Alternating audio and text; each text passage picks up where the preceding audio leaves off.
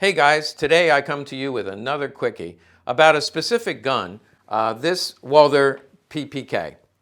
And it also shows us the value of this YouTube channel because for the past year I've been bringing to you educational videos about all kinds of guns, but in particular the Walther PP and PPK.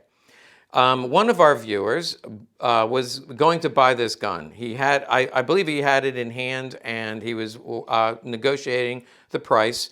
The gun was Waffen proofed and he sent me the serial number and said, Waffen proof looks great. Can you just confirm that this is real? He sent me a couple pictures. Now, let me back up a little bit. I've mentioned I have a huge database, actually about 20,000 recorded known guns. And since doing this channel, I've picked up at least 1,000 more serial numbers from all of you who have been sending me your serial numbers. Now, let me clarify, I only go up to 1945.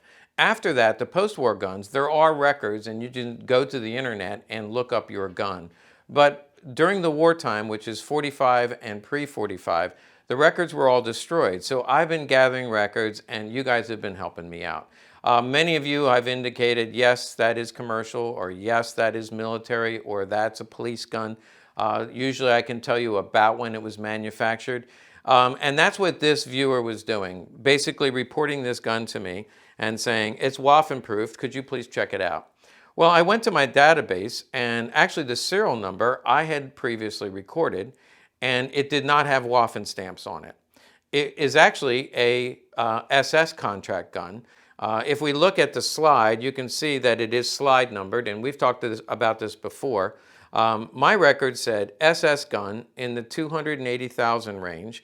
And by the way, there's an SS contract where all of the PPKs in this range, pretty much every one of those guns is SS. Now there are PPs in there as well, which would not be included. So it's only a contract of about 500 to 700 guns that went to the SS. And they all would have matching magazines. My record said that it is slide numbered, which it is, and it comes with one matching magazine. The person who eventually bought this gun mentioned that the magazine no longer matches. So not only did somebody, and by the way, my records show no indication of a Waffen proof, and I thought, well, maybe I missed it, but I did record that it came with a matching mag, and it is SS, and there were no Waffen proofs. Now it has Waffen proofs. So imagine the stupidity of having an SS gun that's probably worth maybe $4,000. Losing the magazine. So by the way, somewhere out there, if you get that serial number, somewhere out there is the magazine, which would be numbered right here on the spine. It will have a matching magazine. It was originally with this gun. Whoever put the stamp on this somehow didn't realize that it was numbered. The Waffen stamp guns are on the bottom, and so probably only looked at the bottom, saw it wasn't matching, and swapped the magazines, or somehow they got swapped out. So all that is to say, it's now Waffen proofed without the matching mag. Now, I have to be honest with you. If I didn't have my database in hand and I was walking a gun show and I saw this gun, I definitely would have thought those Waffen stamps are real. But to counter that, as soon as I got home and I looked at it more closely under magnification, I would see, here's one in a similar serial range. And let's just take the Waffen stamp on the frame. By itself, this one looks pretty good. But when I compare it side by side with one that I already have, that would make me suspicious. I would then go to my database, which, believe it or not, 20,000 serial numbers, I don't have memorized. So I would have seen the 280 and I would remember that, oh yeah, there's a SS contract, and why is the slide numbered?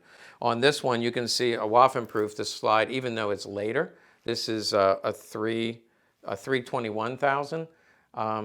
The slide is not numbered. They didn't start numbering the slide till about 350,000. So all of that information would say something's not right about this. And then when I compared them side by side, up close and personal, I would see the Waffen stamp is just a little bit too crisp on the fake.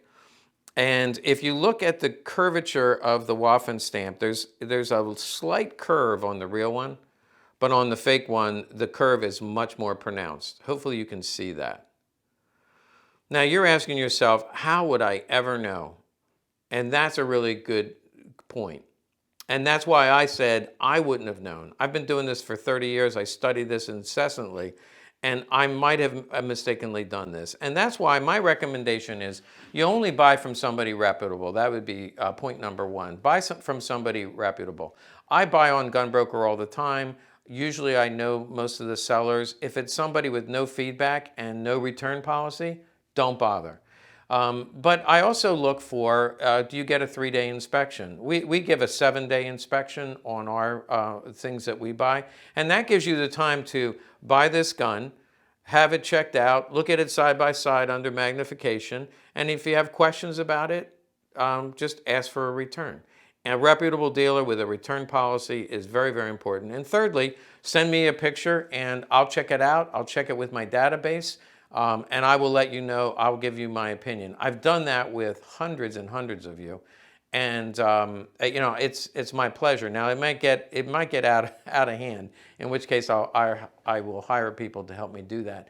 But I don't mind looking them up and giving you feedback. In this case, I saved this buyer a lot of money, a good deal of money. He did go ahead and buy it, but at a greatly reduced rate because the seller of this gun believed him that the Waffen stamp was wrong, the correct magazine was missing. Hopefully it shows up one day, but it is still a real SS gun. Unfortunately, somebody defaced it with that Waffen stamp. So, educational purposes, please don't be discouraged. A lot of you throw up your hands and say, I'm out of the hobby.